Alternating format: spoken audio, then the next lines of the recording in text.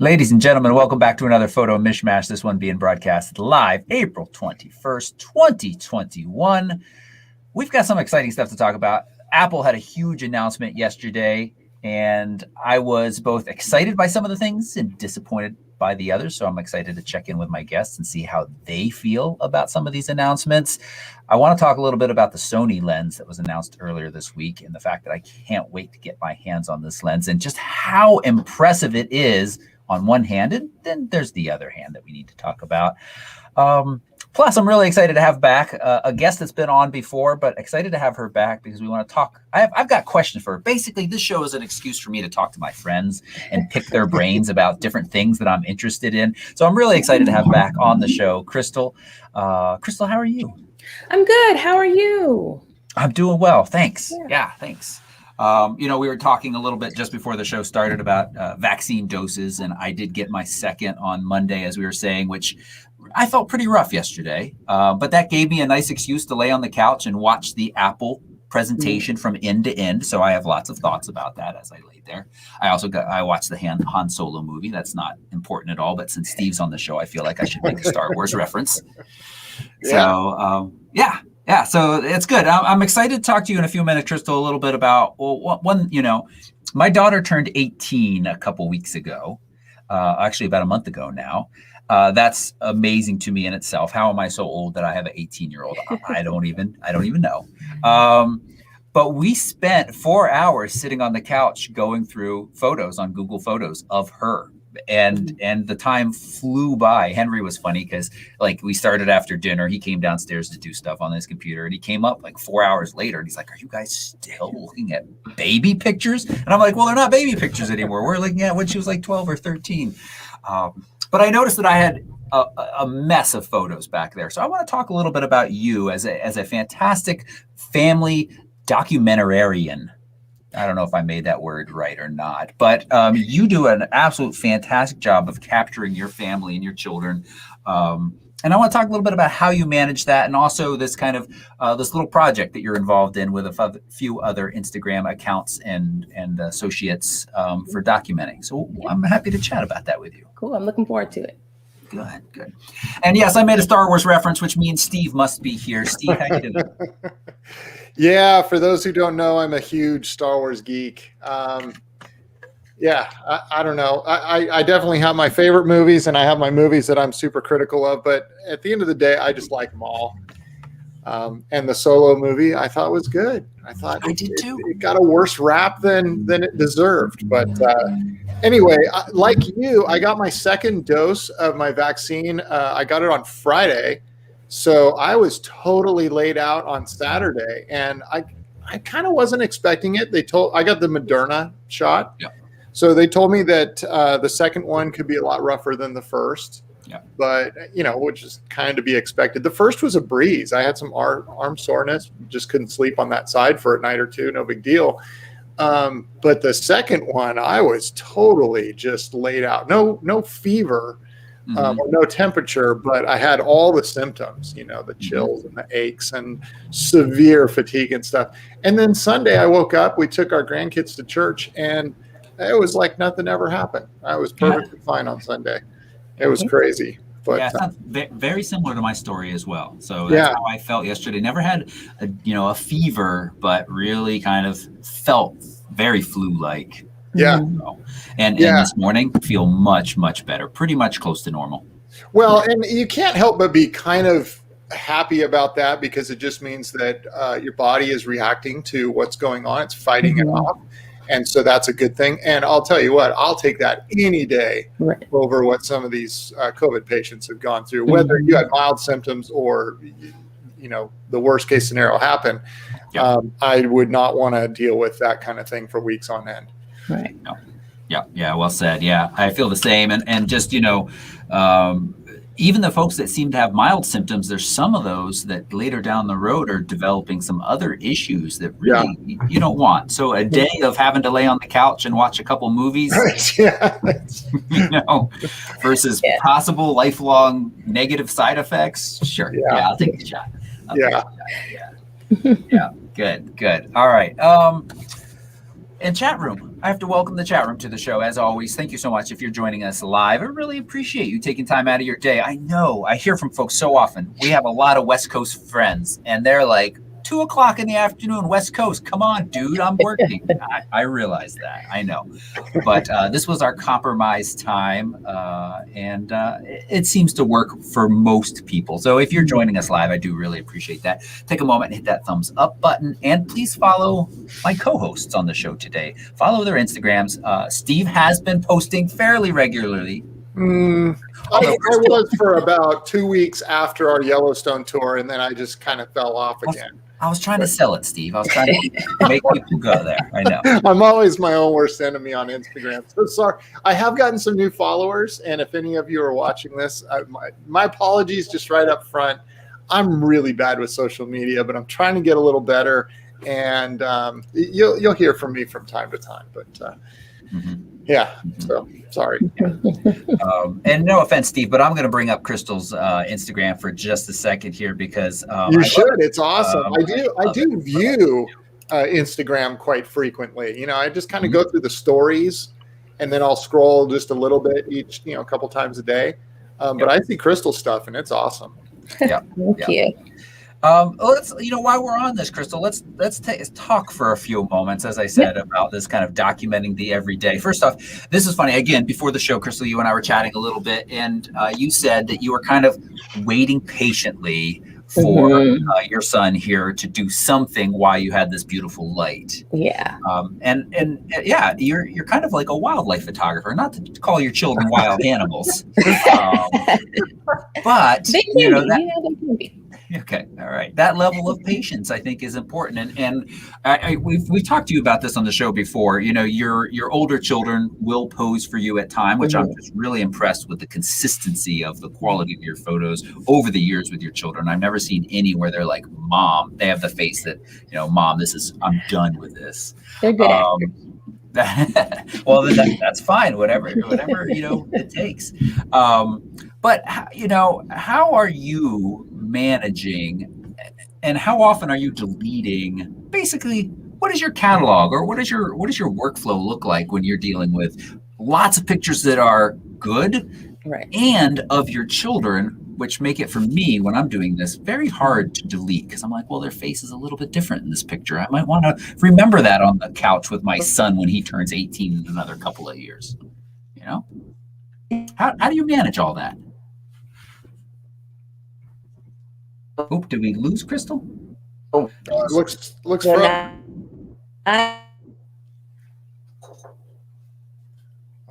I think we're suffering a little momentary pause in your bandwidth. Are you back?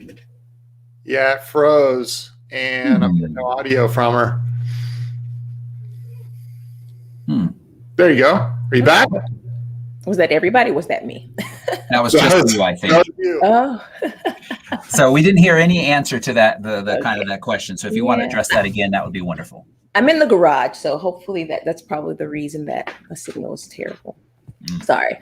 So my process is I do shoot like days where I'm like really into shooting. I'll shoot like a couple hundred photos, maybe even 300. And so when I cull, I load them all through Lightroom, and as I'm going through them, I'll check and uncheck the ones that are keepers. So that's how I go about deleting the ones that weren't the greatest, or if there's a bunch of duplicates of that. But it is hard for me to narrow them down. So I do end up with a lot of photos in my catalog. And once I go through and upload those, I will go through and choose a star for each of the photos that I really know I want to edit. So I'll just star them, and I'll star them with 1. And then once I go through those again, and then I'll do like 2. And then once I edit them, they become a 5. And so I do have a process of where, and then the ones that I don't really edit, I do still keep those. So my catalog is huge because it is hard for me to delete, photos. Yeah. But as long as you're rating and ranking, and being able to find the keepers out of the larger group, I find the same. When I just went on the Tanzania trip, and 15 of a bird, I can narrow that down to 2. But when it's my children, I really struggle with that because, again, as I said in the opening, they might be making a slightly different face later that I might find as cute or funny, or maybe I just want to put it up at whatever, whenever they have a wedding, I want to make it part of the slideshow to embarrass them. So, am I still cutting out? No, not really. You seem to be okay. Yeah. So you mentioned uploading. You share fairly consistently to Instagram. Is there any other place that you are putting these pictures online as a way to document either for yourself or to share?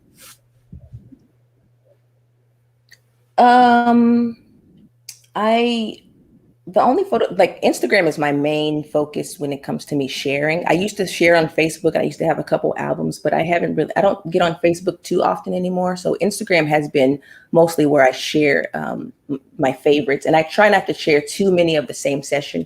I don't know. I just feel like if people see 1 or 2, then that's good. I don't really share like all the photos that I edit. So I don't know. I just have this huge catalog. Like I was looking at Lightroom. I think I have just one catalog from like years ago until present day. And so, I have too many photos, honestly. I always say I'm going to go through and, the ones that I know that I will not edit ever, but I still haven't done that. It's hard to find time. And is that catalog running smoothly for you? Yeah, it does run pretty smooth. I mean, I've always had those Lightroom hiccups. Like when lately when I import, when it's building the previews, it'll crash.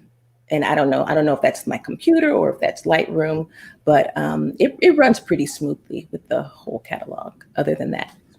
Okay. Yeah. Okay, good. All right. And then I noticed on one of your Instagram posts the other day, you talked a little bit about documenting your everyday loop.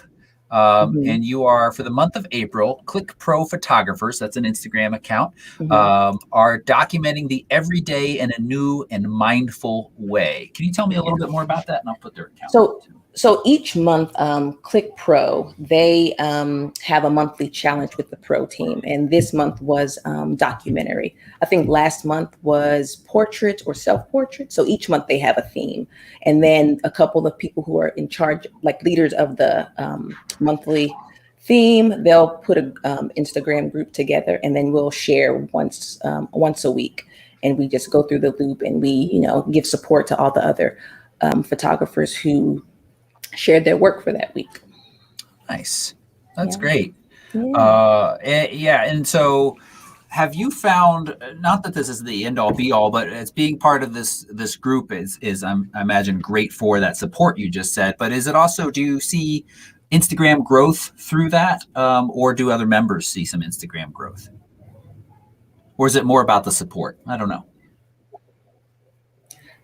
It's for this group, it's more about the support. A lot of the photographers in this group, like someone mentioned in the group one time, they asked if we would be saving to get our pictures more for more people to look at the pictures or see the pictures in the feed. If we'll be like saving, there's this thing going around where if you save the photo now and it'll get your photo. The algorithm likes saves. Yes, exactly. So, but someone answered and was like, "This group is not for that. It's just for the support of other photographers who are taking part of this monthly project." So some of the groups, I mean, some people they're in it for just the support, and some, I mean, people want their photos seen. So I guess it just depends on the person, but yeah.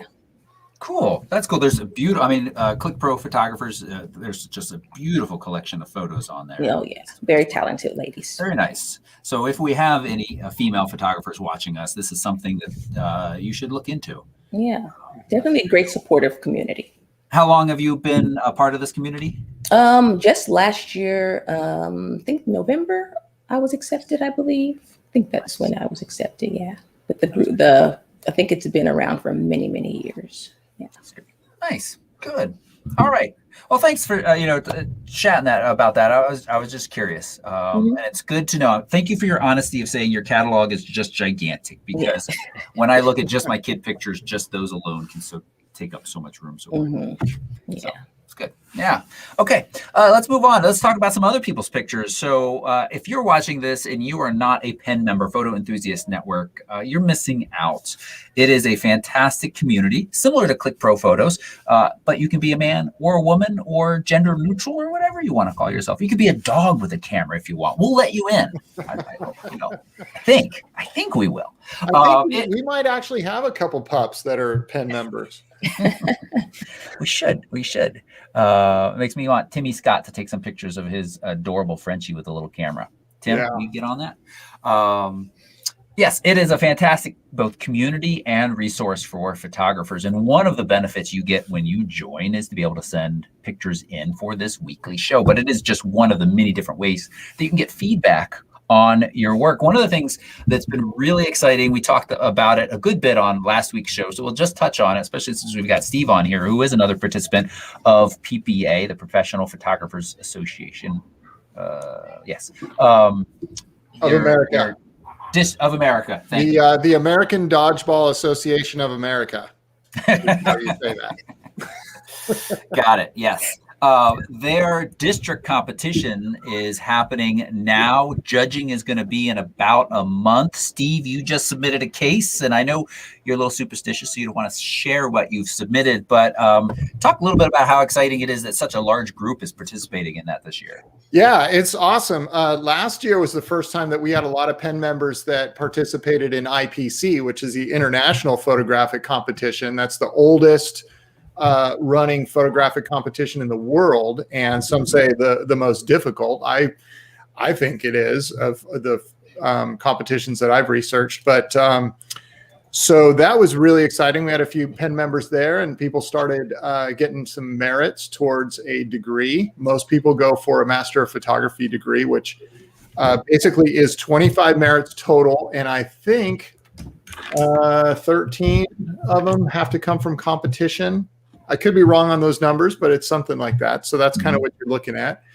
And what's happening in a month from now, judging takes place May 9th through the 14th, is the district competitions. These used to be divided up into like the West and the Southeast and the Northwest and all these different sections of the country. But now they're only accepting digital files because of everything that's been going on. And judging is all done online. So they're doing all the judging in one time, May 9th through the 14th. So people are kind of scrambling right now to get their images in. And we've kind of amassed this group within Pen of people that want to partake in district, and they've been chatting with each other. Great community of folks. I know I've personally been working with some people one-on-one from time to time on their images. And unfortunately, without being on Facebook, I don't get to see all that stuff on there, which is a real bummer. But regardless, I've seen a lot of people's stuff that they're working on, and it's just awesome. So I finished my images yesterday, and I haven't actually submitted the case yet, but I am going to submit that by Friday, because on Saturday I leave for Moab, and by the time I get home, the judging will have already started. So it's nice to get that done. I'm working on titles for each of my photographs right now, which is a real challenge for me. I think it's a challenge for anybody involved, but that's part of the impact. Basically, the title is read and then the image is shown. So you want to think of something that is creative, that has impact, because that title, along with the first time they see the picture, is the initial impact that the judge is going to have. So the title is very important, and I'm kind of got a little bit of writer's block on a couple of my images right now. Yeah, it's fun, and that's one of the things that I think a lot of people who are participating this year as part of Pen members have been using the Facebook community for, is saying, here's my images that I'm submitting. Can you suggest some titles, please? Yeah. It's fun. It's always a little tricky. I told David McKay, he and I were working together on some of my images the other day on just suggestions and stuff. And I told him, I said, now that I've done competition for a number of years in a row, it's come down to this. Selecting the 4 images to submit is the biggest pain in the neck, like whittling it down. And that's not to say that I have a whole bunch of good pictures. Let me pick out the 4 best. No, it's let me figure out 4 images that are going to work well in competition. And that is a real challenge for me. And then the next stage is editing and finalizing those images. Once I've selected my 4, I go straight back to the raw file and I start over from scratch, and I just do a full edit. Sometimes I'll spend days on one image just getting it just right, and then move on to image 2. That way I'm fully engrossed in that story for the time that I'm editing that image. And then I move on to 2, 3, and 4. That process, although it's tedious, is actually really fun for me, and I really enjoy it. It comes pretty easy, not the work necessarily, but just the inspiration to work on the image comes easily for me. But then I hit a wall at the naming at the end, which is just like the wall that I'm hitting trying to select my images. So it's like this bookend of 2 stressful times with this artistic, moment in the middle. Yeah, nice. So that's exciting. That's really exciting. Congratulations on getting your 4 all ready, and wishing you good luck for names. This should hopefully be the year for me. I don't want to jinx anything. I'm going into this with needing 5 more merit points for my Master of Photography degree, and I could get those all in competition. That would be great. If I scored 5 or more points, that'd be awesome. But I've also registered for a couple of workshops coming up in middle of May. So that gets me a couple of service points. And then there's more workshops in the fall that I can register for, so I can pick up points there. So I should be able to get 5 points this year somehow, whether there's service or competition or combination. So I'm feeling pretty good about finally getting this degree. That really is awesome. Sorry, you might have said this already just today, but you get 1 point for merit, and then do you get an additional point if it goes lone? Correct. Yes. Okay. Yeah. So you could potentially score up to 8 points. That's correct. Yep. But 8 that would be all your images go lone, and that's considered a diamond case.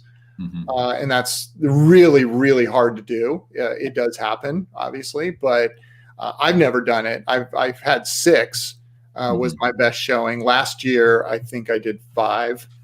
I was really happy with that. But for first-time entrants, just getting a couple merit points is a huge deal. And sometimes people get disappointed because you get this whole collaboration of folks together and they're submitting images and how'd you do and stuff. And you don't want to be the person that didn't get any merits, or you got 1 and other people got a bunch. Look, this is like the best of the best. Just getting a merit is a really big deal with PPA. So your photography will improve if you choose to get involved. It's a lot of fun. And I am not I get really anxious and I'm very insecure about my work.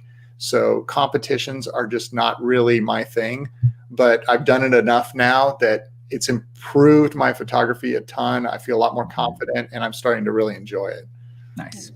Yeah. I'm glad you said that, because, people have different feelings about why they do photography. Some might not be interested in competing at all, but the fact that participating in this process, how good it is for you as a photographer cannot be understated.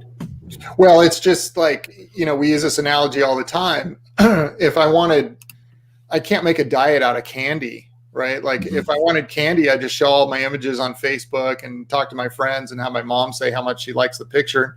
Like candy, it's sweet and it's fun and exciting and tastes great and everything, but there's no substance to it. It's not going to really help me become a better photographer. If you want to show your images to a group of people that are really professional photographers and they're competition photographers, and they really push you to perfect your images as much as possible. Now you're talking about eating food with substance, and it's gonna sustain and grow you.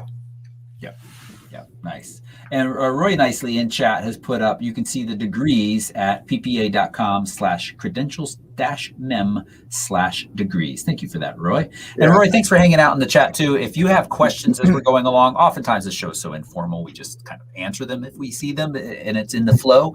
But if we don't get to them, we will look at the document that Roy collects all of those questions in at the end of the show and make sure we get to those. So thank you all.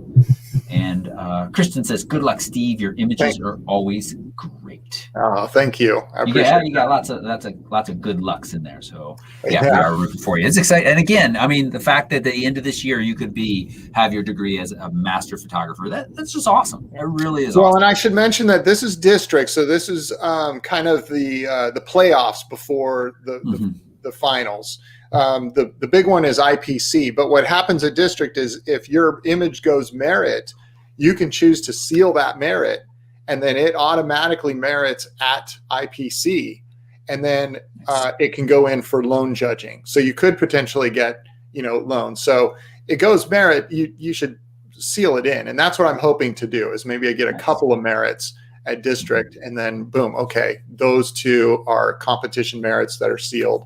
I'll just submit those in, and the other two, perhaps I'll choose a different image, or maybe I'll rework it. I actually have one image that I'm submitting this year that I submitted in 2017 as a physical print that really I wasn't happy with, and it didn't merit, and it just didn't show well. But digitally, it looks great, and I would print it totally different if I was submitting it again, but they're just doing digitals. So I'm actually resubmitting that image. I re-edited it, but I'm keeping the title the same and going to see how it does. So as long as you haven't merited with an image before, it is eligible to resubmit in the future. Nice. That's great. That's great. All right. So we got off well, we didn't get off track, but I started talking about pen and your photos, you folks out there. So let's dive into the part of the show where we look at some of your photos that you submitted and give you some feedback on these images. So I'm going to pull this up here. There we go. And first up, we've got Becky Miller's. I think this was from our Iceland trip a couple years ago, which I'm looking forward to getting back to. And I know that she did a little bit of work over here to have to make a complete reflection. There was a little bit of beach sticking in on this bottom right corner, and Tanya gave you a nice little tutorial on how to fix that. All the rest of you will get to see that tutorial very soon. So what do we think about this? Oh, it's gorgeous. It's really pretty. It's quite nice. Wow. It is quite nice.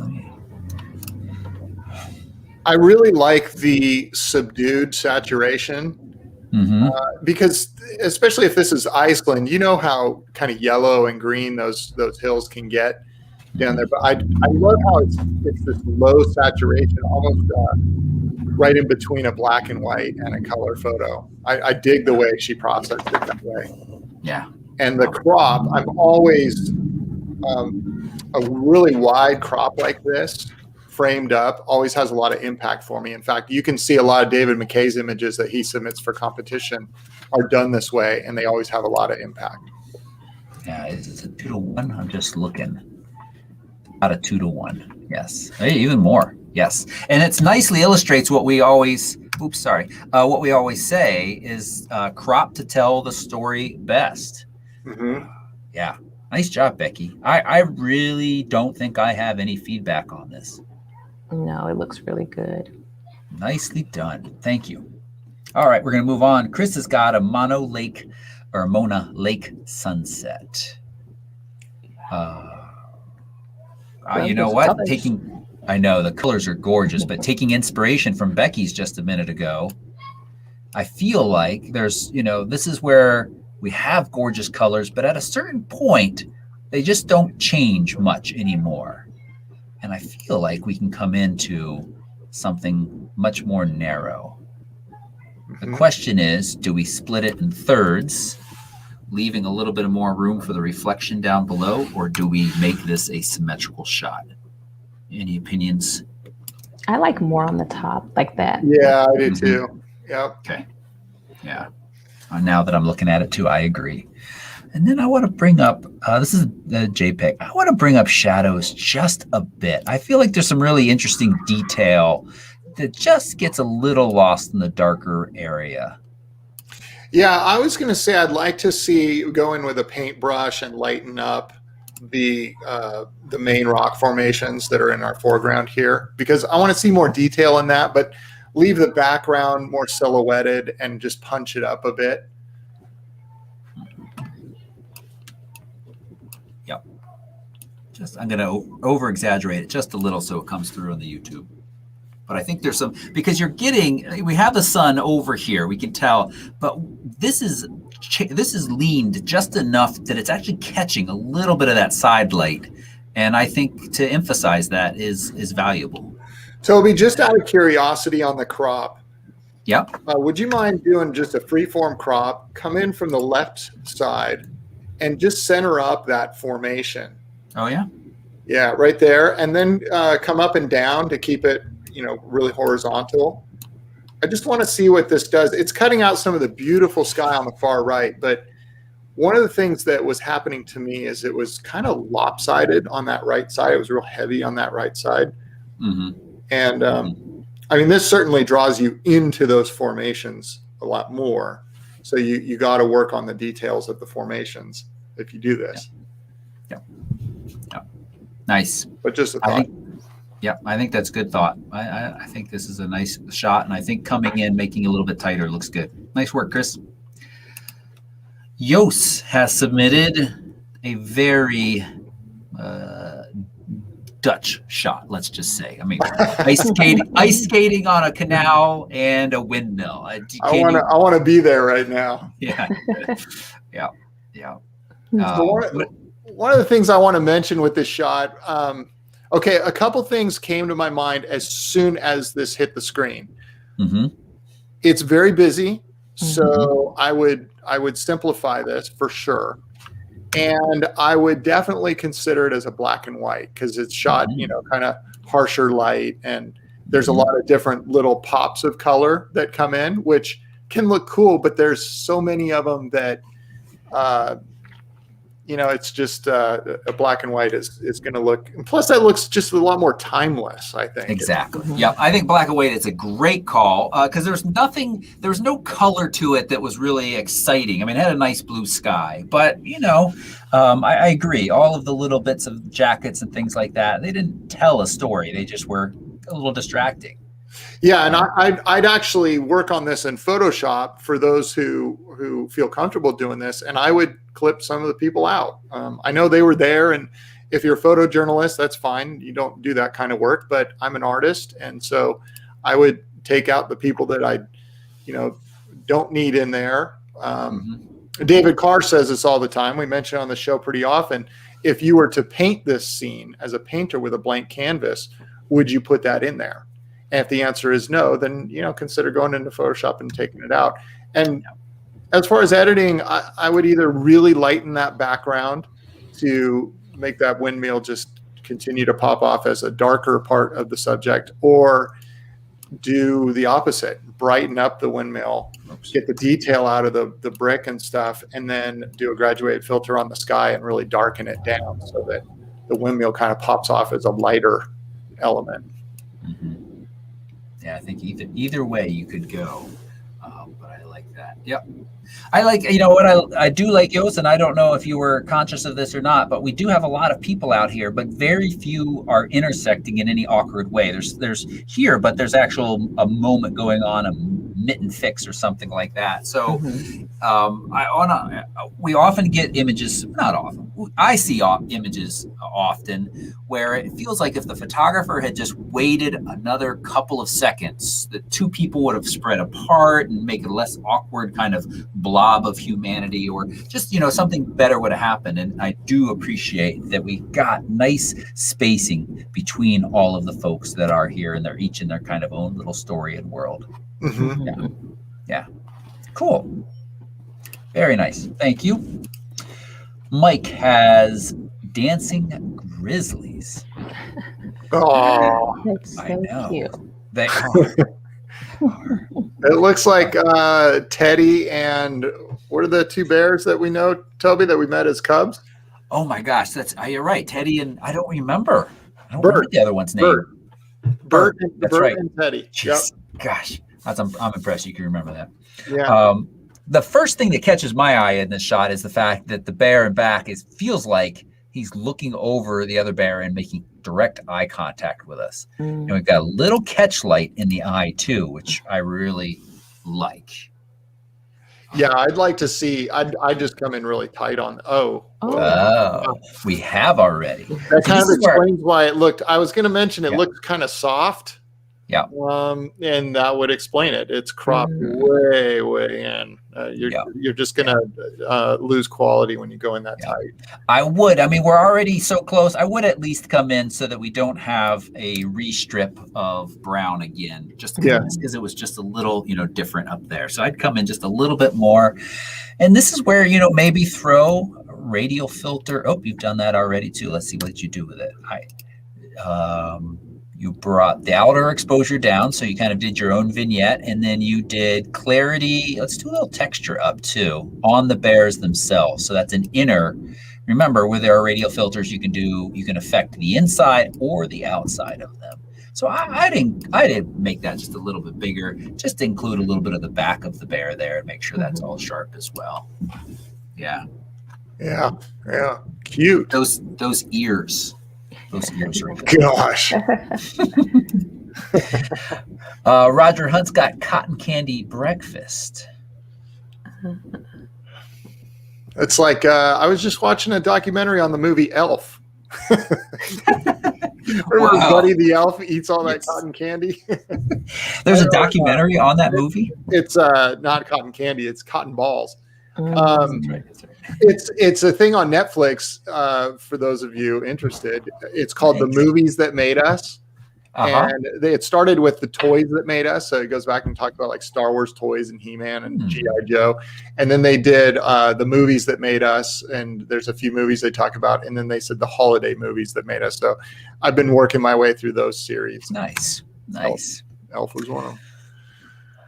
So this looks like Roger has done a little work to kind of soften and blur. It almost looks that Orton effect.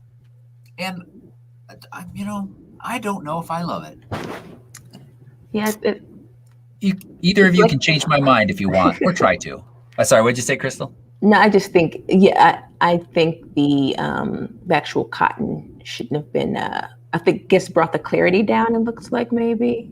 And it does look like a little too soft. I guess I would have backed off just a little bit if he did that in post. Yeah, it's oh gosh, this is tough because here you have this bird that is really not doing anything. I mean, okay, it's eating the cotton, but we don't see much with the bird, and that's the subject. I want to see what's going on with the bird. And then over on the right side, in the same plane of focus as the bird, and even sharper possibly, is the one kind of pussy willow thing. If you keep going over, it doesn't have much cotton on it, but you can see the stick, and it's super clear. Where the others are super, there's so much fall off. Yeah. And so your eye is going to gravitate to wherever the sharpest point of a photograph is, and in this case, it's like you go. What's the opposite of cross-eyed? Where you're trying to look at the opposite ends of the picture, because those are the only things that are actually in focus or clear. And we call that Lana-eyed around here. That's our Boston, whose eyes seem to go whatever direction. I don't know. I'm a huge Roger Hunt fan. I just don't think I'm quite getting this. Yep, I agree. I think both of you made good points about this. And these are cattails, by the way, Steve, not pussy willows. As equally as interesting. All right, let's move on. Teresa's got Milky Way Pano. Now, her and I were talking before the show, or chatting just a little bit. This is 63 images. It's 8 images put together to be a pano, and each of those 8 is stacked about 8 times, roughly. For lower noise, higher signal ratio. And here is the resulting shot. That's gorgeous. Yeah, this is really cool. The only things I would just crop in from the sides just a little bit, because the trees on both ends are leaning in so much. You don't notice it so much with the middle trees. But would you come in past those? I'd just leave a little bit of them, just enough that you see them entering the frame, but you don't see that they're leaning, if that makes sense. Yeah. because you want to get the whole Milky Way there.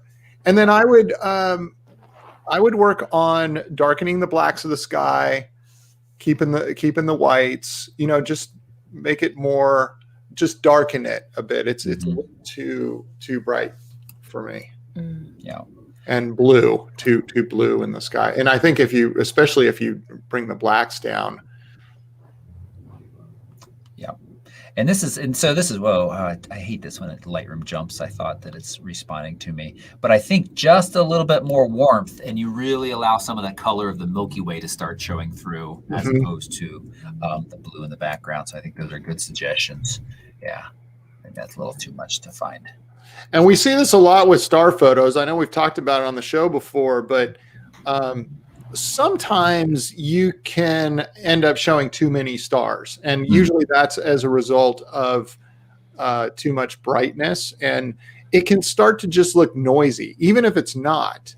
It's truly amazing. There are just billions and billions of stars. And what our cameras can capture that our eyes can't see is just incredible. But sometimes we just go a little crazy with that. And so if you darken down the blacks and you darken the sky a bit, yeah, you might lose some of the stars, but the ones that remain really have an impact. And especially when you've got a scene like this with the Milky Way. And Teresa, by the way, this is just a killer shot.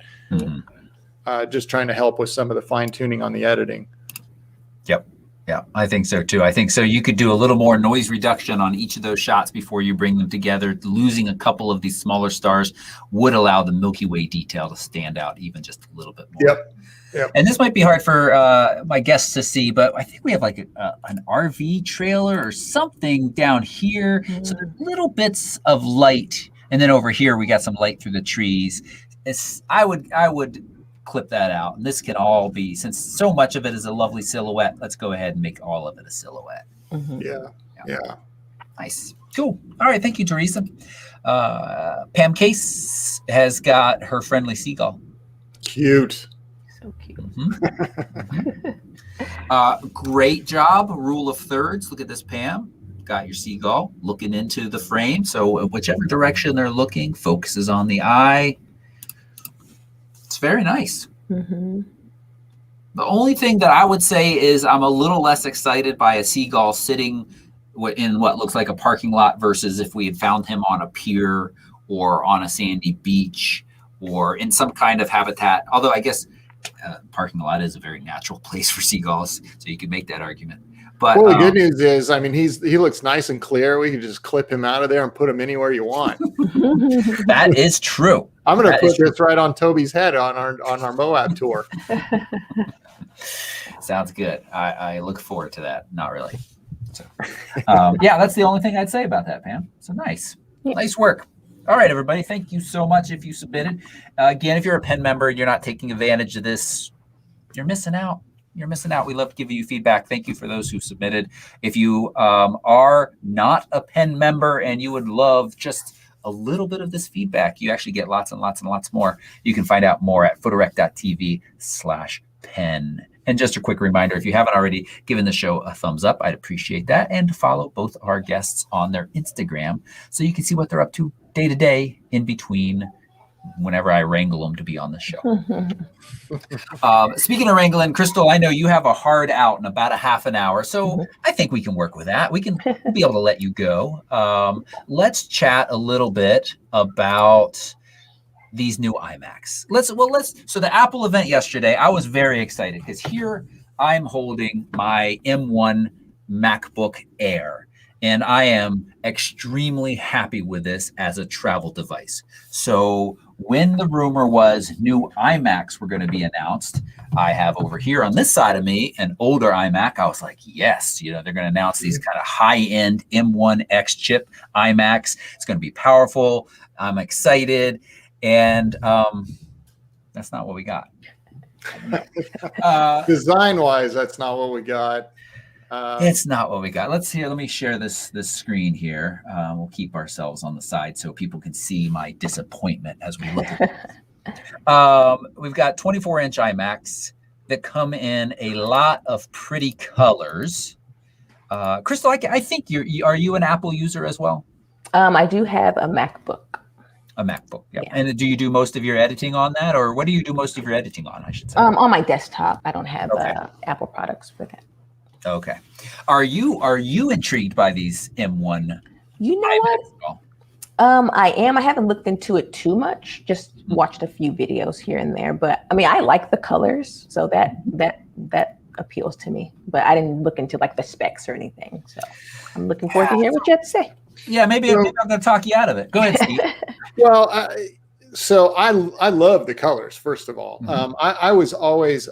I'm a big iMac guy. I've used iMacs forever. I didn't have the first one that had like the clear back with different colors, but the next one that had the bubble, the half circle on the desk with the arm and the monitor. 5, I think. I had that computer, and I wish I never got rid of it, just because, I mean, it's in the Museum of Modern Art.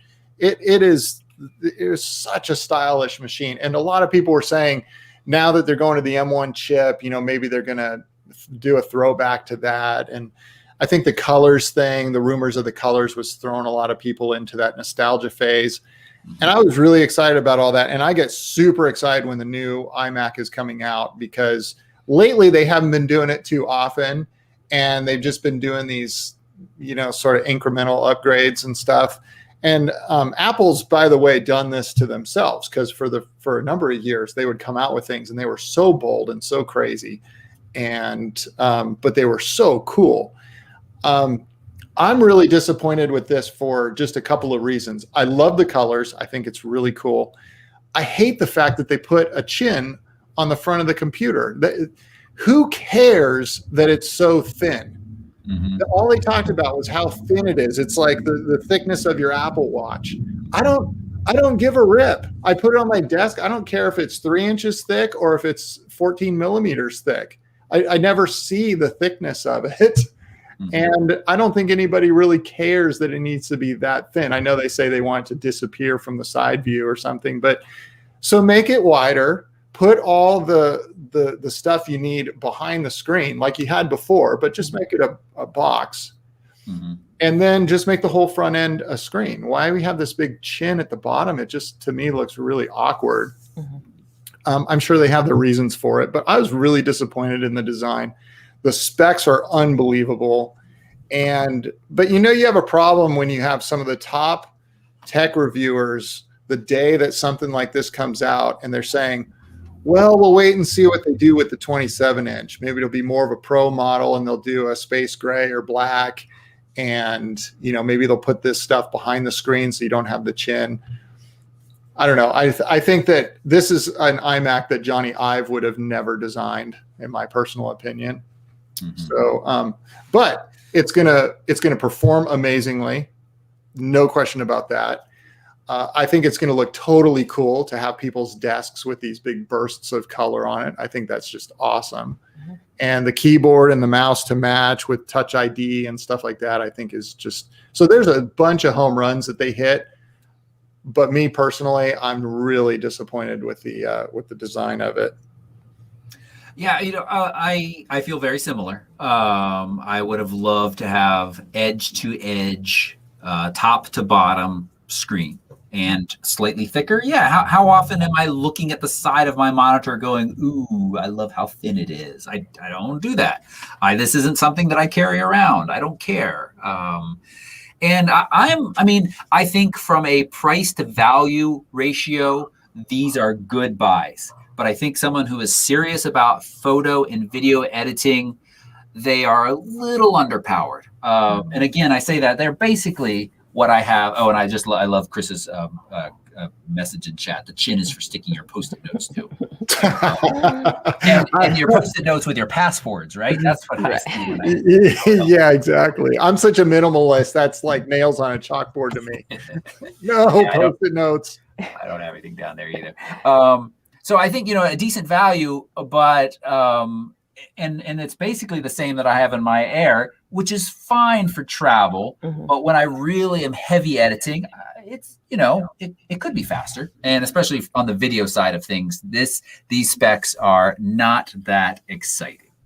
So yeah, I'm waiting to see what the iMac Pro or the iMac, X will be. And now I'm worried that we're going to be waiting a while since they have these as an option.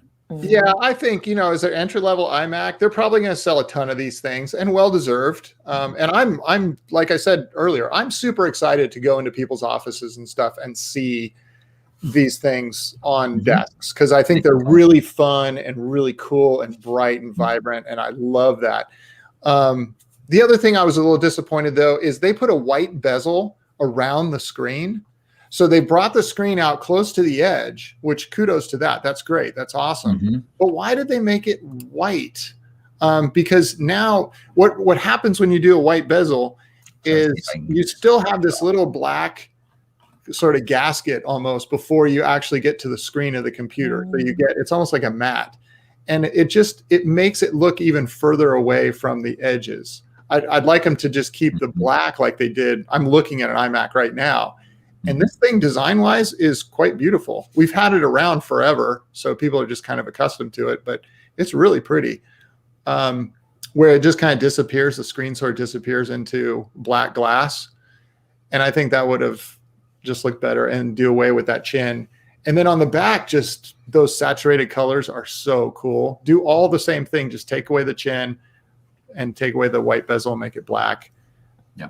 And you got a winner, design-wise. Yeah. All the guts, everything inside, it's awesome.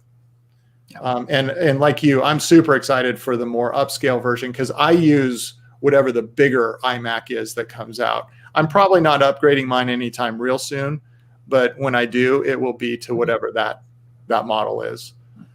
Yeah. And now Kristen's got a great question in chat. Oops. She's laughing at Roy. That's not the one I meant to hit. This one. So they also announced new iPad Pros. Steve? Dude, that thing is such a monster. It's there's a really good video out there by Brian Tong. I follow him. He used to be part of he does a thing called Apple Bytes, and I think it was part of CNET for a while, but he's gone out on his own on YouTube. And he has a 2018 iPad Pro, which is style-wise the same as this. And he's like, they almost made that iPad Pro too good, because now people just don't even need to upgrade, or they don't want to upgrade. It's what's cool about Apple in this respect is they're the leader here with tablets, and they are doing anything but resting on their laurels. I mean, they are just kicking butt. This thing is so crazy powerful, crazy fast, and the quality of the display now, and it's got Thunderbolt in it, and the performance, and putting the M1 chip in that thing was just unbelievable. I was actually very surprised by that. And so, yeah, I mean, this truly finally is worthy of the Pro name that they're attaching to all this stuff. A lot of times they say Pro and there's nothing really professional about it. This thing is Pro all the way. It's awesome. Yeah.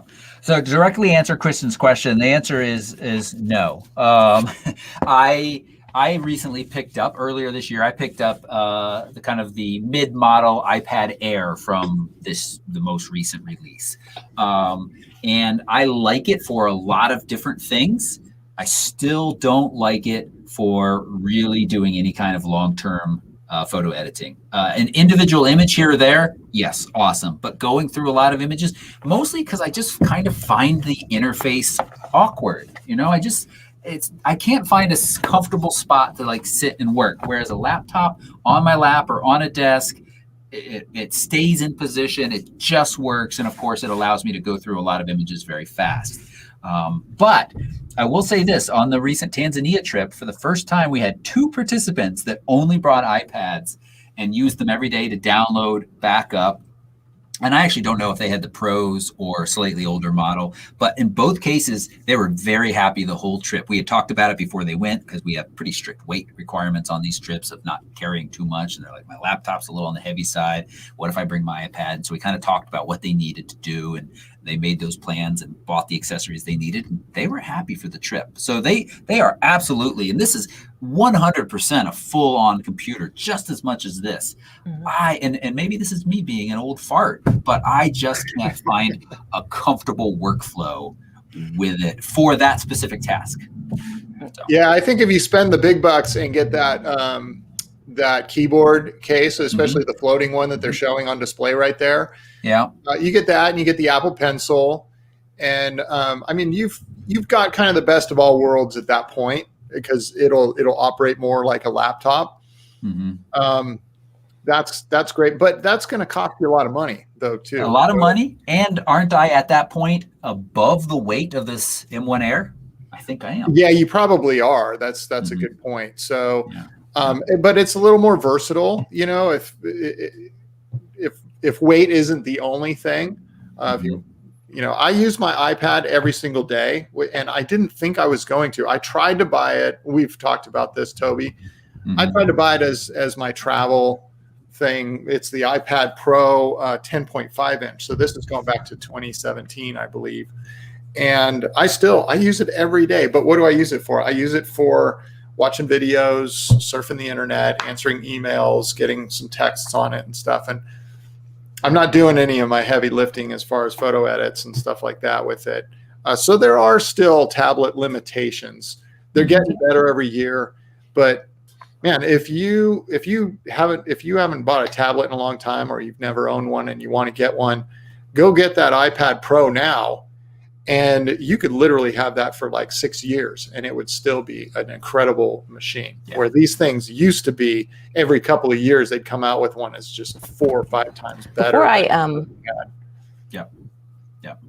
Oh, go ahead, Krystal. Before I upgraded my laptop, I was using the iPad Pro to edit. But I would do just like the basic edits before I moved on to my desktop. So it came in handy with that, just like for travel. And so I would just do the basic edits in Lightroom. And then I didn't trust like the color accuracy on the iPad Pro. So I would definitely check my PC for the accurate colors. But it did come in handy with just if I want to sit on the couch or something and just edit a few photos. So you can do, I mean, it's a powerful little tool, but I wouldn't rely on it. Well, the one that I have anyway. Maybe this new one. Yeah. Well, that's the thing. I mean, it does. I mean, the screen looks gorgeous on this new one, so I think that's less of a worry. But again, for me, it's the form factor. I will say, I've used the iPad this past weekend as the screen for flying the drone for the first time. I know that's been a thing people have been able to do forever, but I was like, oh, I'm sitting at this table. Let me hook this up instead of my little phone. Oh my gosh, that was so much fun. So much better. Yeah. And, you know, when you are flying a drone to actually try to capture good content, you really want a clear picture of what you're seeing, and having a nice big bright screen made it so much better. Yeah. I want them to really do kind of a pro makeover of the iPad mini. I think a lot of people could really use that. Now, for photo editing, it's got even more limitations because it's a smaller screen, but things like flying your drone and just taking it places and really using it frequently, I always thought that the mini was the perfect size. Yeah. Nice. Okay. That's it. I don't think there's anything else Apple that they announced that really kind of pertains to photography. No, they did the air tags, and that is a great thing because you can attach that to a bunch of your equipment. They're like $29 each, or a 4-pack for $99, and put it on your camera bag, or that's true. You know, whatever. If you've got certain things that you'd kind of leave behind or lose, put an air tag on it. And maybe you won't lose it, but those things look pretty cool. I mean, they'll sell a ton of those. I know I'll pick a few up. I'm not one of these people that loses stuff. I generally know where things are, but it's totally cool that it's all on the Find My app, so you can just see where everything is in case you misplace it.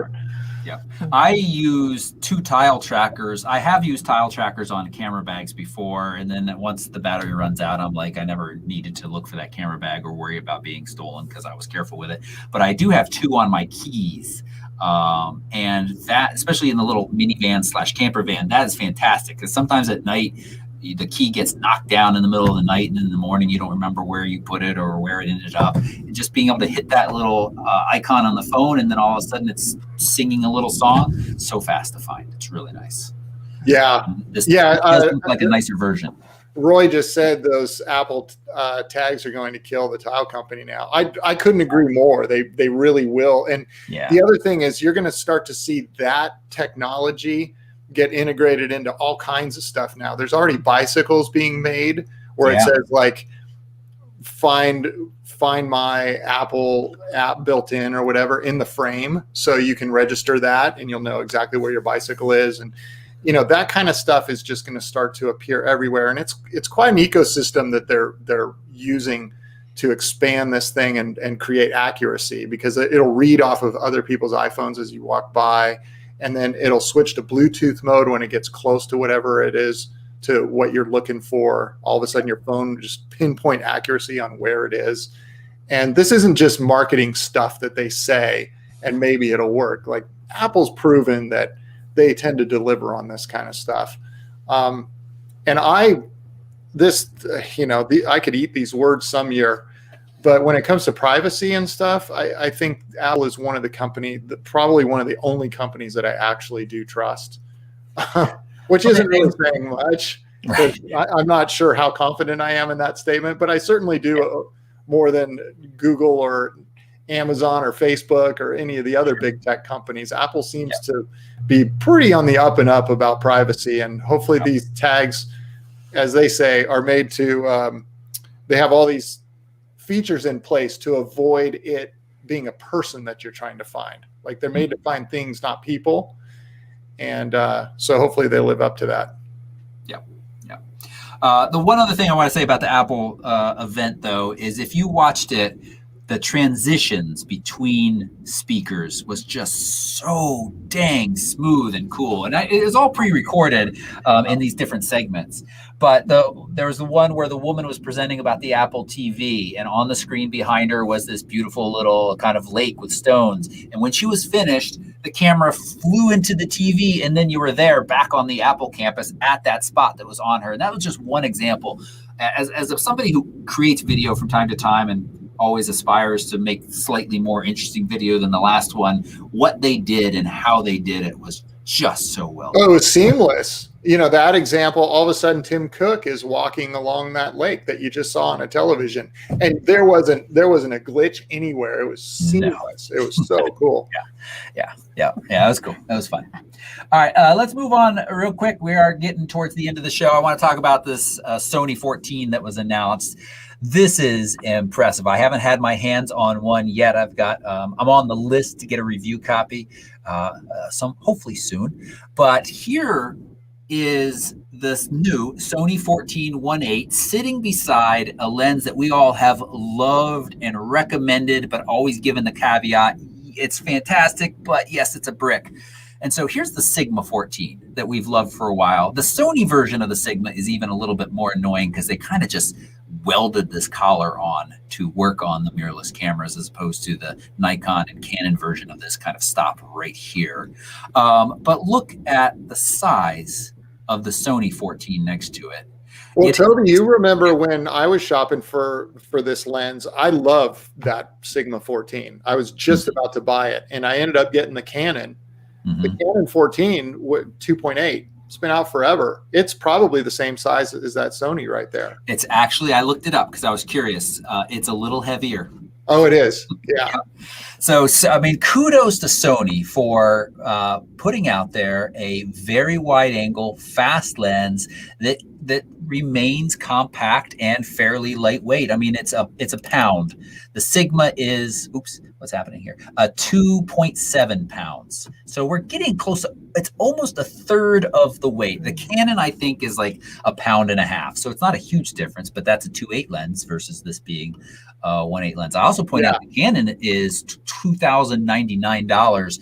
This Sony's going to come in at $1,600, which is the same price as the Sigma. So does Canon make an RF mount 14? Not yet. Not yet. So, and this is, I mean, again, kudos to Sony. They have been pumping the lenses out, both kind of small and affordable ones and more pro level ones.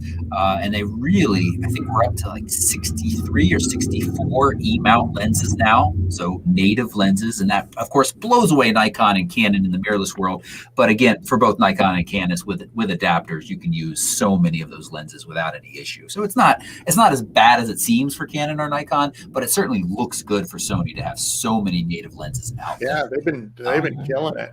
Yeah, and Canon's really been stepping up. Well, and Nikon too, but they have been stepping up their native lenses a lot. Yeah. Actually, I want to ask you in a second, Steve, what your thoughts are about the R3 a little bit. But the last thing I'll say about this is, of course, 14mm f1.8, fantastic for astrophotography. And one of the things that Sony was very keen to point out is that even out to the very corners of this lens, you're going to get nice pinpoint stars. When you work with mini lenses, even the Sigma, as you get out towards the edges of the frame, the brighter stars can start to have little wings to them. That's called coma, or they can have little trails to them, even if your shutter speed wasn't long enough. It's more of, I guess I'd describe it as smearing a little bit. So there isn't any of that with this lens as well. So that's exciting. Not cheap, but this is a GM level lens. And again, when you compare it to the same price Sigma that is so much larger, so much heavier, and not quite as good for astrophotography because it does exhibit a little bit more coma. I'm impressed. I'm excited. I'm looking forward to testing this. The only thing I'll say, kind of negative is that's very wide. 14 is very wide. If you are a beginner, you got to really be careful about what you're doing when you're around shooting that, because you can so easily have stuff just kind of bending in very awkwardly. And a lens a little bit closer to 20 or 24, I think, might be a more friendly lens to start with, which of course Sony has as well. I totally agree. I shot my 14 a lot when I first got it. And I love going to cities. I was living in Chicago at the time, and I loved shooting that lens around Chicago. But it was too wide. I started shooting some real estate with it, and I found myself just cropping in so much. All of a sudden, you have 3 walls in a room instead of 2, and you get a lot of distortion when you start doing that. And your point is well taken. If you're looking for a wide angle lens, I would stick around that like 16 to 20 range. But if you really know what you're doing with wide angle and you want to kind of go to the next level, then those 14s are, because they can be really awesome when you use them right. Yeah. Krystal, as primarily a portrait photographer, what's the widest lens that you shoot with? Probably my 24. I used to have that on my camera lots, like for a lot, like, because sometimes when it's not planned and I just want to get a quick shot of my kids, the 24 came in handy. There's a little distortion, but if you are far enough away, you can like avoid that. So yeah. Nice. But that's the widest. But I don't shoot on that too often anymore.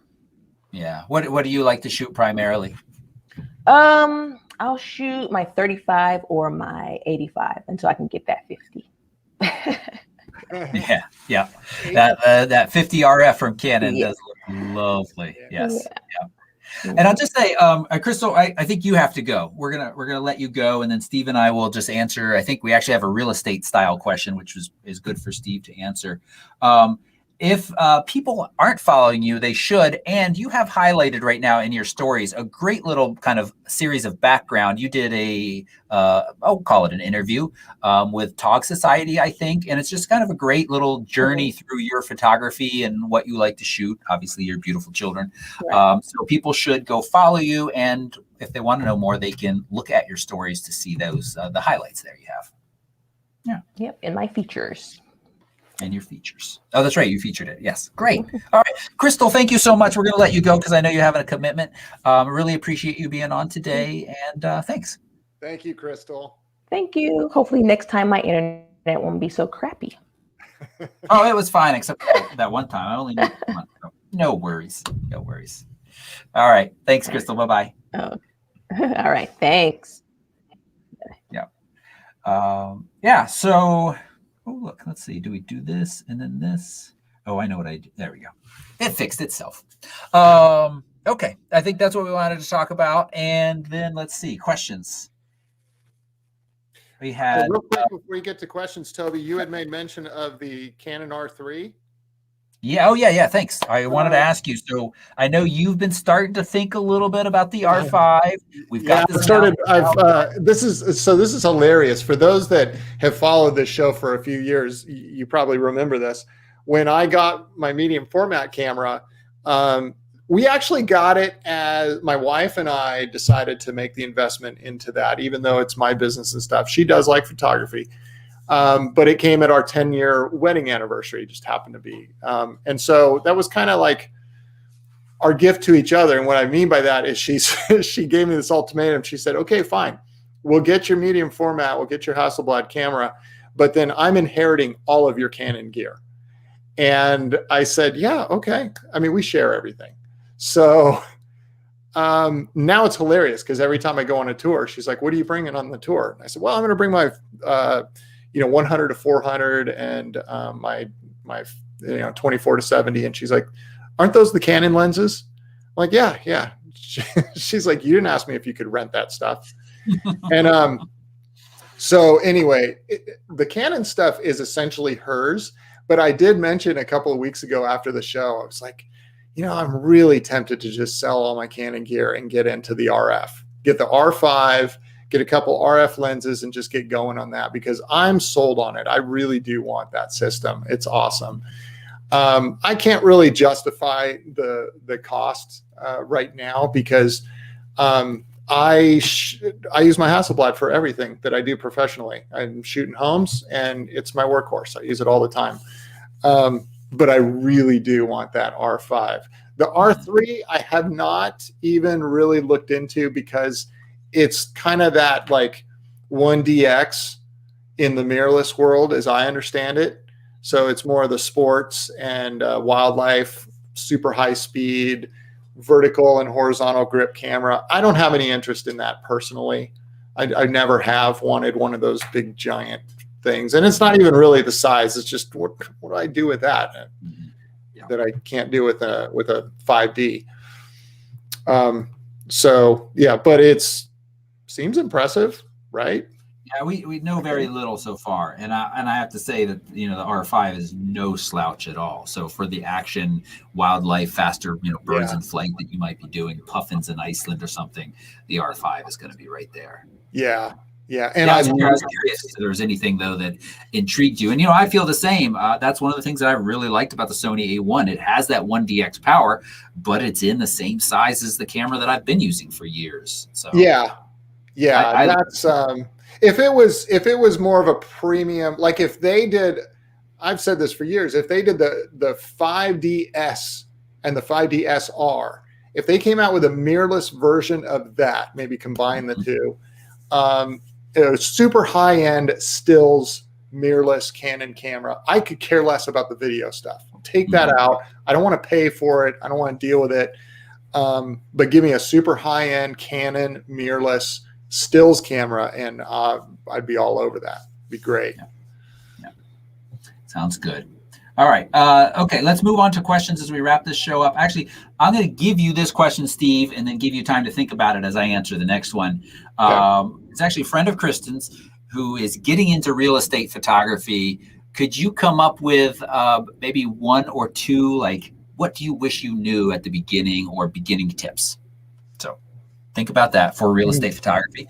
While I answer Kevin's very difficult question. So we've now got the Sony 14, but you also have the Sony 12 to 24. You also have the Sigma 14 to 24. I would say you also have the Tamron 17 to 28, although I know when we're talking about like 14 to 17, that's a pretty noticeable difference. This is not an easy question to answer, Kevin. These are all really good wide angle lenses. I think the Sigma offers one of the best values. That 14 to 24 is a very nice, very sharp lens. I put it up against the very expensive Sony 12 to 24, and I didn't see a lot of reason to go with the Sony 12 to 24. So I think it really comes down to, do you want a fast prime or do you want that flexibility of a zoom lens over a wide focal range, a wide angle focal range? And do you want f1.8 versus f2.8? That's going to answer this question for you. I like the primes for shooting the stars because just a little bit faster, you can drop that ISO for just cleaner shots. But you could also just stack images as Teresa did tonight. We saw her fantastic Milky Way. You can stack shots if you want to go that route with a little bit of software work. So I'm going to answer it by not answering it. Say it's kind of up to you. Fast prime or more flexible but slower. Yeah. Now, what do you got for me, Steve? You got an answer? just two, huh? I've given my story a couple of times on this channel, just about all the mistakes that I made getting going and things that I learned along the way. So there's a million things that I would do differently if I was starting my business today.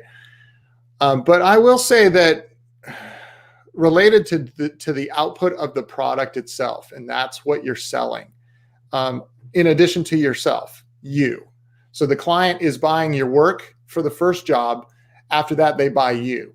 So your work on your first job has to stand out. And I don't mean that it has to be great and award-winning or anything like that, but they have to clearly see a difference between a bad real estate photograph and a good real estate photograph. And it's up to you to show them what a good one looks like. And the way you make your pictures look good is by looking at leading lines, finding the balance in the room between the ceiling and the floor and getting the right height on your tripod, and working on the angles so things don't look funky and distorted. So I'm going to batch that all into one thing, is learn how to use your transform tool in Lightroom or angles in Photoshop or whatever to straighten things out and pay really close attention to where lines go and where they end and what the corners look like and what goes where. Just be detail oriented and figure out how to edit your photos to look crisp and clean. And the second thing is kind of really tied into that, but brighten it all up without blowing it out. So that becomes a little bit of an artistic dance, and you got to kind of work with it to figure it out. But what people don't want to see in a real estate shoot is a dingy room just because now you can show what's outside the window. Figure out the way to find that balance and get all the shadows in that room to really brighten up so it just feels bright and cheerful, and people can't wait to call up the agent and make an appointment to go view it. So, I mean, that's just related to the product. After that, they're buying you. So you give them a good product and then turn on your charm, be honest, charge what you're worth, but don't go.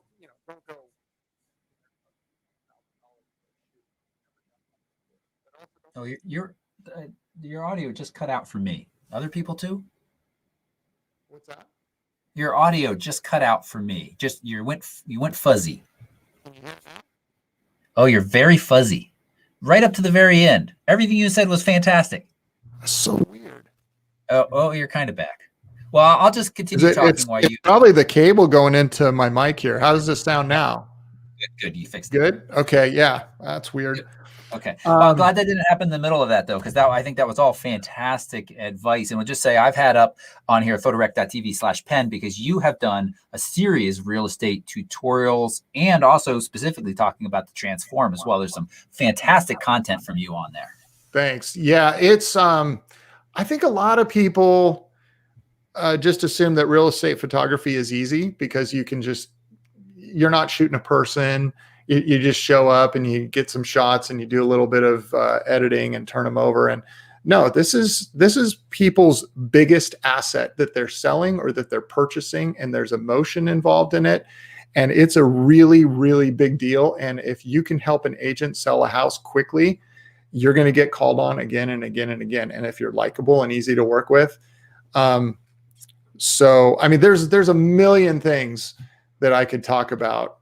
And a million mistakes that I've made and I've learned from, and I continue to make and I continue to learn from. But I think at this point, I've done it long enough that I've got it down in terms of how I do a shoot, and I can give clients my expectations, give them expectations on what they expect from me, and that kind of stuff. And people's personalities and what they want to do with their business and stuff, those are all variables that are going to be different from person to person. So I can tell you about my journey, but that may not be what your journey is or in your part of the country. But what doesn't change is a good quality product, and then the client is buying you after that. So if you get those two right, then you'll be fine. Nice. That's great. That's really, really good. Quick follow-up question. Chris asked, do you take lights with you in the homes, or you just shoot with the available light? I don't. I thought about mentioning that earlier. So one of my mentors, this guy's a huge name for himself. He's a great guy. His name's Peter Malinowski, and he does high-end real estate work, big jobs, casinos, hotels, restaurants, high-end restaurants all over the world. There's a whole story how I stumbled on him, but he and I worked together on a number of shoots, and he kind of took me under his wing and taught me just a ton when I was getting started. He ran lights all over the place. And I mean, we would do things like if it was a cloudy day and he wanted light to pour in from one window, I'd be out there putting a tripod on top of a wine barrel with a light up there, a hot light up there, and running extension cords across the property and getting it positioned just right so it looks like the sun coming in, that kind of stuff. And he could do that. People expected that of him. He would spend all day at a property, and I would help him, and he'd do like 5 pictures after 8 hours of shooting. I wasn't that guy. I didn't have that reputation. And I felt for some no-namer to come in and spend all day on a property and turn over 5 images would just be an insult to them spending money on me. So, but from a personal standpoint, I didn't want to run extension cords around these $1 million Montecito, Santa Barbara homes and break multi-million-dollar homes and break a vase that costs more than a car. I just, liability-wise, I don't want to deal with that. So what I do is I take a bunch of shots. I take 3 to 5 shots from whatever angle. I take multiple different angles. I can whip through that pretty quickly and not be in people's way too much. And then I do all my work at home in the editing room. Because the reality is people are just seeing it on a computer screen, and they're going to make a decision. Do I want to go see this property or not? Doesn't mean I don't spend a lot of time and make it look great. But, unfortunately, I'm not being called on to shoot these super high-end casinos in Dubai or something like that. So no, I do not do light. I'd rather do all that in the comfort of my office in the editing room and, make that work. And there's all kinds of cool software tools that enable you to do that. And it's really, if you learn how to do it right, it's really hard to tell any difference. And he was more of an old school guy. He'll be the first to admit that. And he took me through his editing process, and he said, you're younger and you probably know some of the software a lot better than I do. And you probably know ways to do this a lot more efficiently, but this is the way that I work. Yeah. So that's fair. Yeah, that's fair. Cool. Good question. And thank you for that answer. Great, thorough answer. All right, I think that's a good place to wrap this up. And again, just a reminder, if you are looking for a lot more of this content, especially real estate photography, I know a lot of people are interested in that because, as Steve says, it seems like something that's easy, and it certainly is approachable, but there are things you should know. And we have a series of great tutorials on there, thanks to Steve, and you guys can check those out. I will make one last mention to Chris's comment. I just did a home the other day, so this is why it comes to mind. You should pay attention during the lighting. Pay attention to where light is coming in certain rooms. And I talk about this in one of my tutorials, is sometimes I'll start in a different room because the lighting is better. And by the time I get back to this other room, the lighting has changed. Look at the floor. Look at where light is hitting objects and stuff like that on the floor. Hopefully it's not, but you can't always guarantee that. So, just pay attention to that when it comes to lighting. I just did a room on this house that had this horrendous glare that was coming in on this shiny hardwood floor. And I ended up actually just clipping out the hardwood floor from the other side, flipping it over, and sort of like stamp cloning it in to get rid of the glare. And it turned out nice. But had I come back a different time, or, by the time I left the house, that glare had gone away. So really I should have just shot the room later on. Would have saved me a lot of time in the editing. Nice. All right. All right, good. All right, well, Steve, thank you so much. If you're watching the show still, you should follow Steve. If you don't already, you should go follow Steve. You can find him at Scurich. And I think in about a month or so, we might maybe see some of your entries and you'll be sharing a little bit more, although I guess it depends on whether they get sealed and passed on. Would you keep that a secret still? I don't think so. I think I'll share results after judging. I'm not that superstitious. I just know the one time that I did share all my images to Facebook and the pen group, like, hey, here's what I'm submitting. I scored horribly that year. And it had nothing to do with that. I know that, but mentally I'm just like, okay, Sure. well, I'm keeping this stuff quiet. Yeah, you pulled on your lucky underwear for your at bat. I understand. Yeah. All right. Well, Steve, thanks for hanging out with us today. And I'm just going to throw Krystal's up one more time. Thank her so much for hanging out with us. And you can go follow her and see her beautiful children and all of her great portrait work on her Instagram as well. And chat room, thank you. You really do make this show much better. Really appreciate it all. Going on hiatus again because, Steve, I'll see you next week. I just tried to click my calendar, but it's not even loading. Oh, this one here. I think it's about, I will be back with you all in 2 weeks, I believe. Might actually be a little bit more than that, depending on how long my daughter and I take to drive back. So we're going to go to Moab as part of a McKay photography workshop, driving there, and then driving home. So it's going to be a little bit of a longer one. Yeah. So we'll see. All right, everybody. We'll be back at some point in the future. I love doing this show. And bye-bye. We'll see you. See ya.